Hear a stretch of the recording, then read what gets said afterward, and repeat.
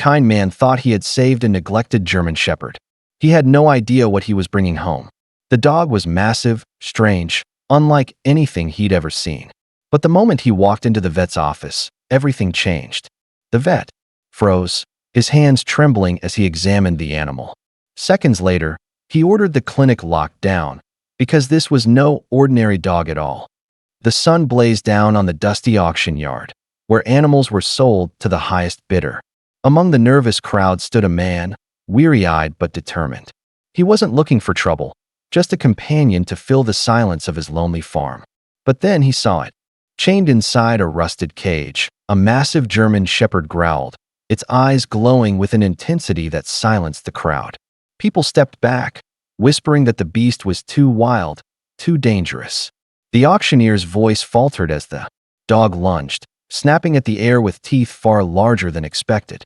Something about the animal pulled at the man's heart. It wasn't pity alone. It was curiosity, maybe even fate. Against the murmurs of disbelief, he raised his hand. "I'll take him," he declared.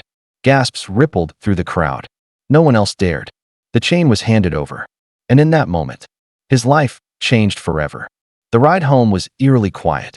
The massive German Shepherd sat in the back seat, its amber eyes fixed on the passing fields. Unlike most dogs, it didn't pant, didn't wag its tail, didn't shift restlessly.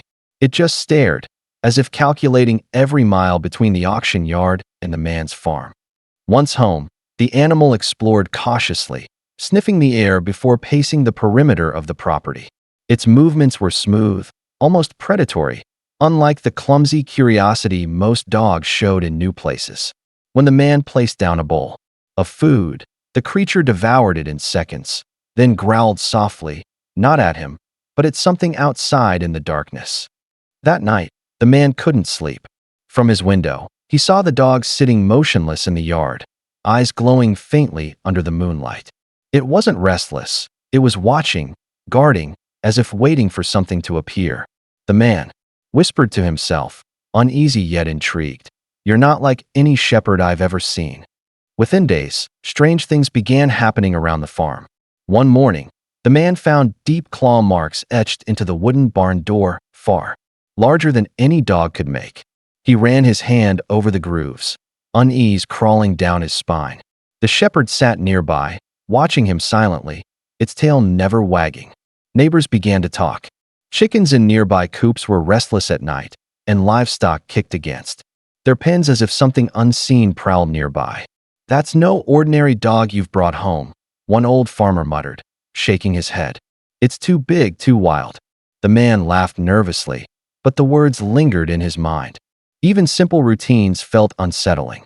When the man walked outside at dusk, the dog didn't trot by his side like other pets. It circled him, low to the ground, as though guarding him from shadows he couldn't see. Its eyes glowed with an intensity that seemed unnatural, ancient even. At night, the man woke to low growls vibrating through the walls. The dog was always by the door, ears pricked, teeth flashing at the darkness.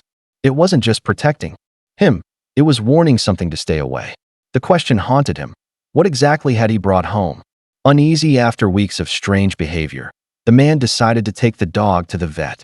The ride there was tense. The massive animal sat upright in the back seat, unmoving, its piercing eyes fixed on the passing road.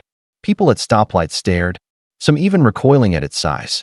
It looked less like a pet and more like a predator barely contained. When they entered the clinic, the room fell silent. Other pet owners pulled their animals close, whispering uneasily. The staff hesitated before calling them in, their voices uncertain. The dog padded into the examination room with heavy steps, head low but alert, sniffing the corners as if mapping every exit. The vet, an experienced man who had handled hundreds of dogs, froze the moment he examined its teeth. They were longer, sharper, and more uneven than any German Shepherd he had ever seen. He measured its weight, then its chest, his hands trembling. The dog growled softly, its eyes fixed on him. The vet's face paled. He set down his instruments and whispered urgently to the nurse, "Lock the doors. Now." The man's heart pounded. He had no idea what was happening, but he knew his life was about to change again. The man blinked in confusion as the nurse hurried to the front desk, fumbling with the locks. A loud click echoed through the clinic, followed by the sound of metal shutters sliding over the windows. Pet owners in the waiting room exchanged nervous glances. "What's going on?" someone whispered. Inside the exam room, the vet's expression was grim. He avoided eye contact with the man as he pressed a button on the wall, triggering a low alarm that vibrated through the building. Staff moved quickly, securing doors and guiding people away from the exits. The tension in the air grew thick, suffocating. The man tightened his grip on the leash, staring at his dog. "What are you doing? He hasn't hurt anyone." But even as he spoke, he felt the shepherd's body tense, muscles coiled like a spring. The vet finally looked at him, his face pale. "You don't understand," the vet said in a low, urgent voice. "That's not a German shepherd. It's something else. And if we're not careful, no one in this building will be safe." The man's chest tightened. "What are you saying?" he demanded, his voice rising. The dog stood still, ears pricked, as if it understood every word. The vet took a cautious step back, his eyes locked on the animal's piercing gaze. "This isn't a German shepherd," the vet said firmly, his tone almost trembling. "Look at the teeth, the bone structure. The DNA markers are clear. It's a hybrid. Part dog, part wolf. And judging by its size, its aggression, this animal wasn't raised in the wild. It was bred, intentionally and illegally." The words hit the man like a blow. His mind flashed back to the auction yard, the fear in people's eyes, the hesitation of the auctioneer. He hadn't rescued a dog. He had taken home something far more dangerous. The vet's face hardened. Wolf-dog hybrids are unpredictable. One second they act tame, the next, their instincts take over. You may think it trusts you, but if it feels threatened, it could snap in an instant. The man swallowed hard, torn between fear and disbelief. Yet when he glanced down, the creature pressed closer to his leg, its eyes steady, not savage, but loyal. Within minutes, the vet had contacted local authorities. The sound of sirens grew faint in the distance, tightening the man's chest. He knelt beside the hybrid, stroking its thick fur, trying to calm both himself and the animal. The dog, or wolf, he no longer knew, leaned into his touch, silent and steady. The vet shook his head. "It can't stay with you. Hybrids like this are unpredictable. They're banned for a reason." His words were cold, final. The man felt anger rising in his throat. "Unpredictable," he snapped. "This animal has slept at my feet, guarded my home, never once hurt me. If it was truly dangerous, I wouldn't be standing here." The staff exchanged nervous glances as the hybrid pressed closer to its owner, almost as if it sensed the looming threat. For a moment, silence filled the room, broken only by the dog's low, steady breathing.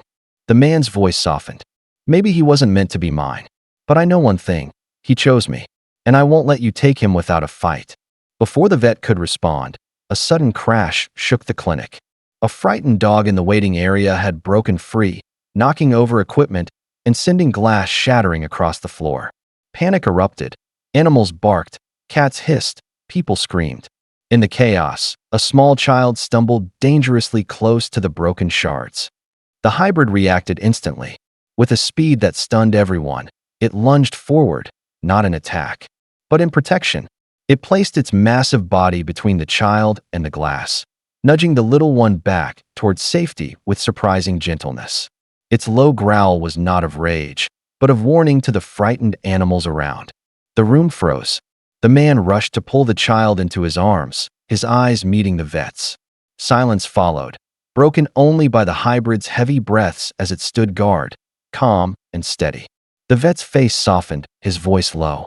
"Perhaps this one isn't the monster we feared." The clinic slowly returned to calm, but the memory of what they had witnessed lingered. The hybrid, once feared as dangerous, now sat quietly. Beside the man, its amber eyes steady, its loyalty undeniable.